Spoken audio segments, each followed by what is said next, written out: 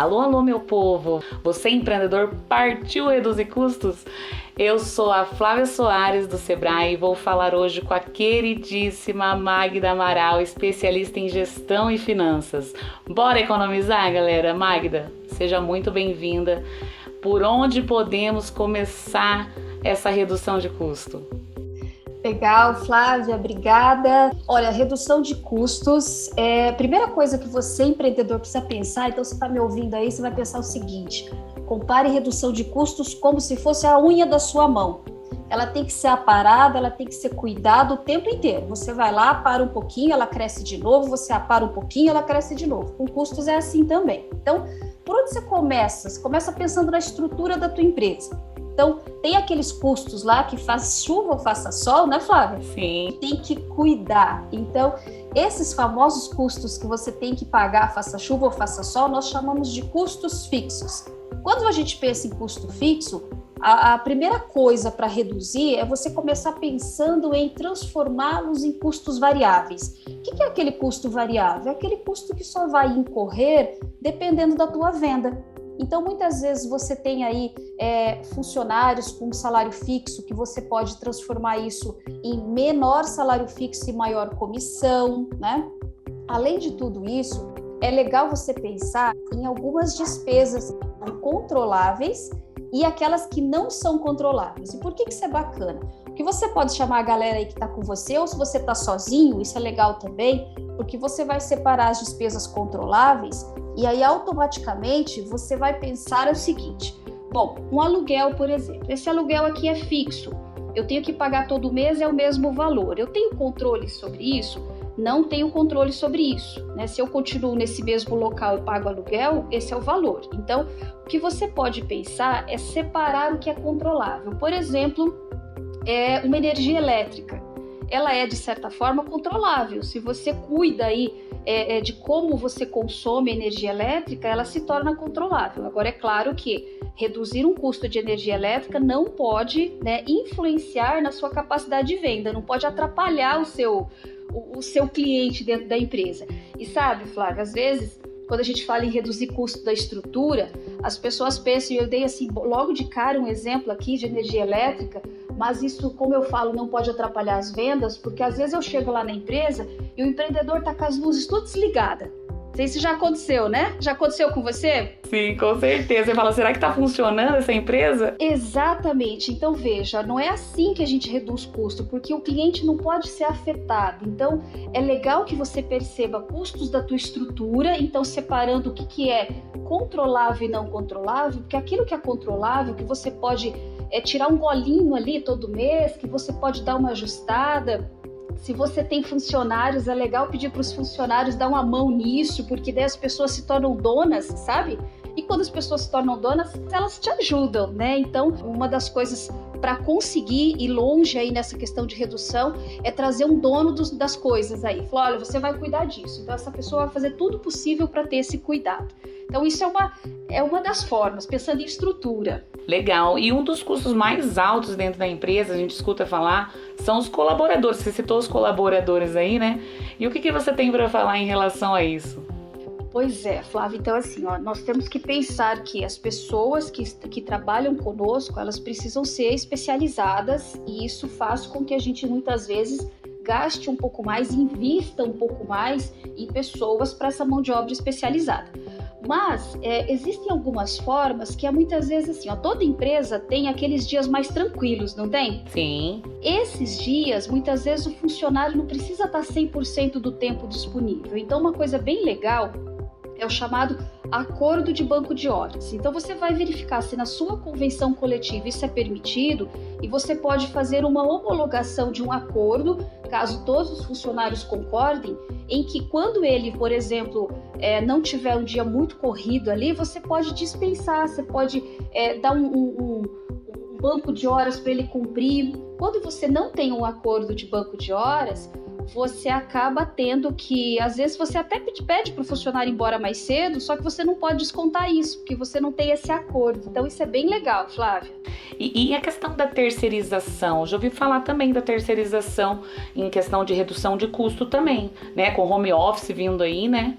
Também, hoje assim, né, às vezes a gente tem dificuldade para contratar uma mão de obra onde a empresa está localizada, né, e quando a gente pensa em terceirização, hoje tem tantos serviços, né, que podem ser prestados para a empresa e a pessoa não precisa estar ali fisicamente, pensando assim, né? Sim. Então, uma forma é pensar assim na terceirização, assim, quem pode fazer isso? Será que precisa estar aqui o tempo todo?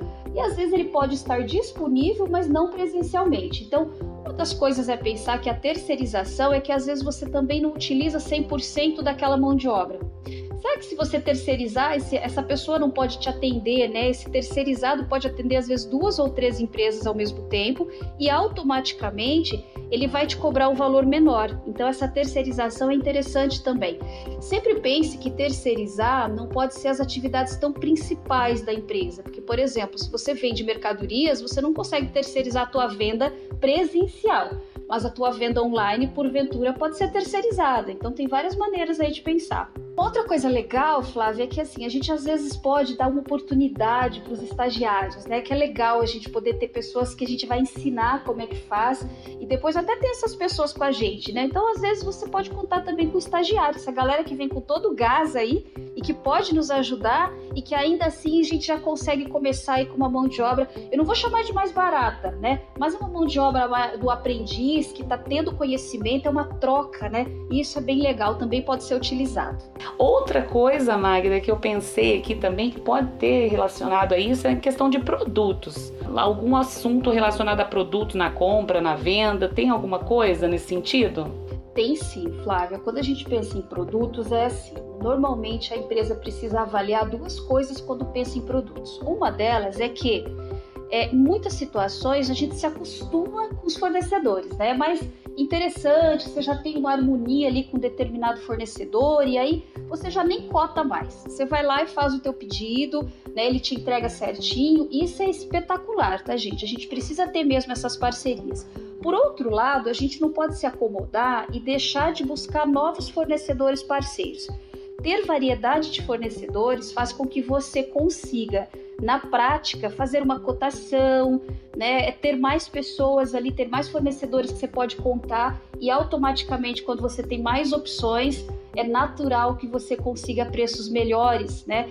Outro fato é que, além de você ter uma variedade de fornecedores, é legal você observar aí quanto você consome de cada produto. Então, se você revende uma mercadoria, você vai olhar o seguinte: bom, eu consumo quanto desse produto? Talvez, se ele tiver uma validade possível, você tiver como armazenar, você trabalhar num volume de compras. São os produtos que você vai negociar que tem alto giro e que você pode ter um volume maior.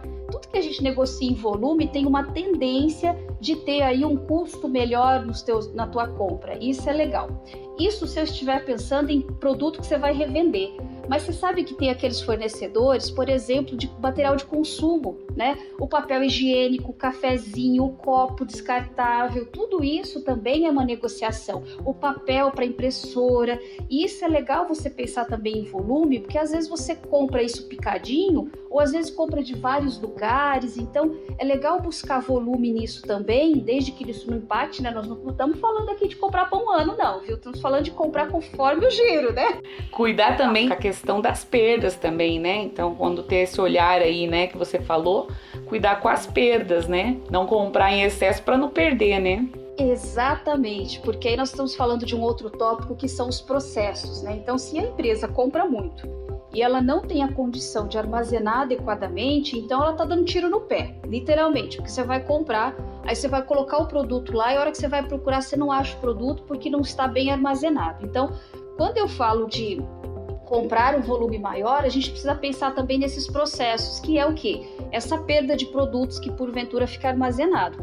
Todo produto tem validade, tá, gente? Independente, se você compra, você vende uma roupa aí, a roupa passa, a moda passa, então não podemos pensar em só comprar volume para pagar melhor. A gente precisa pensar também a armazenar esses produtos, o processo de venda, o processo inclusive de localização, porque tudo que você também armazena muito traz em outros custos. E se a gente está falando em redução de custo, nós não podemos pensar então em trazer situações que causem esse aumento. Então, além de tudo, a gente tem perda de tempo também, né? Você sabe que a perda de tempo também aumenta custo. Por quê? Se as pessoas não sabem o que elas precisam fazer, é muito comum, às vezes, as pessoas gastarem mais tempo, terem mais retrabalho, e então esse processo dentro da empresa precisa ser visto também. Será que as pessoas sabem o que elas precisam fazer? Porque às vezes isso otimiza tanto, então é legal você pensar aí, às vezes eu chego, você mesmo, empreendedor, você chega na empresa, você sabe por onde começa?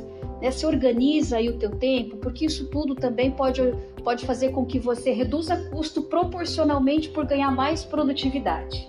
Com toda certeza. Ai, tá uma delícia essa conversa, hein, Magda? Até eu tô pensando aqui no meu dia a dia, hein? Mas me diz uma coisa, assim, o que você poderia deixar, assim, como uma última dica, né? O que o empreendedor precisa fazer? O que ele tem que fazer, né, para reduzir esse custo? Qual que é o auge aí, né, dessa dica? Então, olha só, Flávia, a gente já falou aqui de estrutura, né, dos custos de estrutura, nós falamos das pessoas, dos produtos, dos processos, mas tem um custo aí que a gente não pode deixar de lado, que são os custos financeiros. Nós temos 2 tipos de custos financeiros. Um deles, que muitas vezes a empresa tem aí um certo endividamento, e aí ela precisa pensar que pode negociar, de repente, um alongamento do perfil de dívidas. Quando eu falo em alongamento do perfil de dívidas, é porque muitas empresas hoje ela tem uma lucratividade da operação, mas ela não tem uma lucratividade lá no resultado líquido, porque ela está pagando muitos financiamentos, capital de giro. Então, o que eu chamo de alongar o perfil de dívidas? Você precisa olhar, por exemplo, o que você deve, qual o valor da sua parcela e se você tem aí uma forma de negociar essa parcela com prazos mais longos, porque porventura você pode estar com desgaste financeiro que está levando a tua operação a ter prejuízo. Outro fato é que quando eu falei aqui negociar, a gente está falando de negociação em geral. Você pode também pensar que taxas de cartão, taxas bancárias, todo tipo de taxa aí que você pague na sua empresa, taxas de emissão de boleto, tudo isso é negociável. Então, volta na questão da variedade de fornecedores, mas agora de uma outra maneira, em que você pode negociar as taxas financeiras para conseguir obter aí o melhor custo-benefício para você. Isso realmente é negociação, sabe? É pegar e negociar. Se você negocia, Flávia, você tem a opção, né, de encontrar o melhor custo-benefício. Com toda certeza. E olha que dica sensacional, gente. Magda, eu poderia ficar falando com você aqui até o finalzinho aqui, sei lá quantos minutos, né? Mas foi um prazerzaço conversar com vocês, entregar esse conteúdo maravilhoso. Muito obrigada, viu? Podemos marcar outros podcasts aí, né, para esses empreendedores, mas eu agradeço de coração você, viu? Flávia, eu que agradeço, né, tô à disposição. Eu teria tempo aqui, conteúdo para a gente conversar de cada um desses itens aqui, a gente teria um podcast, né? Então já vamos deixar isso pensado aí para o futuro, né? Vamos engatilhar aí mais uns. Exatamente. E, gente, lembra lá das unhas, tá? Que a dica que eu deixo para vocês é assim, pense que toda vez que você cortar a unha, você tem que repensar teus custos aí, tá? Obrigada, Magda. Obrigado, gente. Um abraço, sucesso para todos vocês. Obrigada. Finalizamos aqui esse podcast especial em parceria com a Serasa. Esperamos que você, empreendedor, tenha ficado entusiasmado para economizar, assim como nós ficamos. Então, o que você está esperando para colocar essas dicas em práticas, hein? Até a próxima. Abraço e sucesso para você.